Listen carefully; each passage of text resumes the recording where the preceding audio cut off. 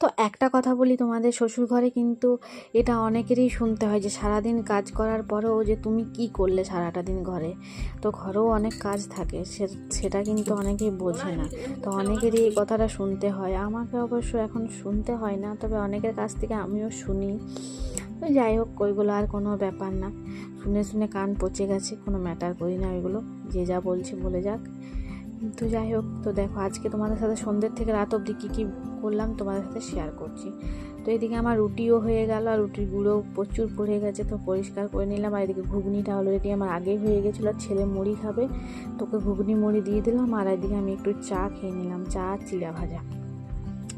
তারপর রাত্রে খাওয়া দাওয়ার পর এদিকে বাসন ধুতে বসে গেছি, তখন রাত্রে 11টা বাজে। আর এদিকে আমাদের জল শেষ হয়ে গেছে, তো জলও ভরে নিলাম।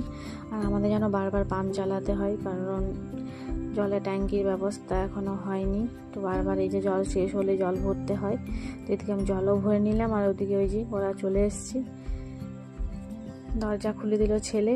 আর আমার বরকে আমি দেখিয়ে দিচ্ছিলাম যে এই যে ভিডিও অন করা আছে, ভিডিও হচ্ছে, তো সেটাই দেখিয়ে দিলাম। আর এদিকে জলগুলো ভরে নিলাম। আর তারপর আবার কি, ওদেরকে এবার খাবার খেতে দেবো, কারণ ওদেরও একটু রাত্রি হলো আসতে। তো এদিকে জলগুলো সব ভরে নিলাম আর ঢাকা দিয়ে দিচ্ছি। তারপরে এই যে ঘরে জলগুলো নিয়ে যাব, এই যে দেখো দুটো একসাথে নিয়ে নিলাম, কষ্ট হয় কিন্তু তাও নিয়ে নিই জোর করে। আর এদিকে আরেকটা আছে, ওটা আমি নিয়ে যাব না।